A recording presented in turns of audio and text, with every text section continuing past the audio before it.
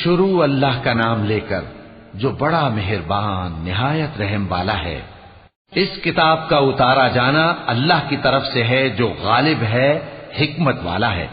اے پیغمبر، ہم نے یہ کتاب تمہاری طرف سچائی کے ساتھ نازل کی ہے، تو اللہ کی عبادت کرو، یعنی اس کی عبادت کو شرک سے خالص کر کے۔ دیکھو، خالص عبادت اللہ ہی کے لیے زیبا ہے، اور جن لوگوں نے اس کے سوا اور دوست بنائے ہیں وہ کہتے ہیں کہ ہم ان کو اس لیے پوچھتے ہیں کہ وہ ہم کو اللہ کا مقرب بنا دیں۔ تو جن باتوں میں یہ اختلاف کرتے ہیں اللہ ان میں ان کا فیصلہ کر دے گا۔ بے شک اللہ اس شخص کو جو جھوٹا ناشکرا ہے ہدایت نہیں دیتا۔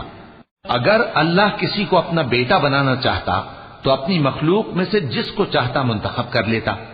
وہ پاک ہے، وہی ہے اللہ جو اکیلا ہے، بڑا زبردست ہے۔ اسی نے آسمانوں اور زمین کو تدبیر کے ساتھ پیدا کیا ہے، اور وہی رات کو دن پر لپیٹتا اور دن کو رات پر لپیٹتا ہے، اور اسی نے سورج اور چاند کو کام میں لگا رکھا ہے، سب ایک وقت مقرر تک چلتے رہیں گے۔ دیکھو، وہی غالب ہے، بخشنے والا ہے۔ اسی نے تم کو ایک جان سے پیدا کیا، پھر اس سے اس کا جوڑا بنایا، اور اسی نے تمہارے لیے چوپایوں میں سے 8 جوڑے بنائے۔ وہی تم کو تمہاری ماؤں کے پیٹ میں پہلے ایک طرح، پھر دوسری طرح 3 اندھیروں میں بناتا ہے۔ یہی اللہ تمہارا پروردگار ہے، اسی کی بادشاہی ہے، اس کے سوا کوئی معبود نہیں۔ پھر تم کہاں بہہ کے جاتے ہو؟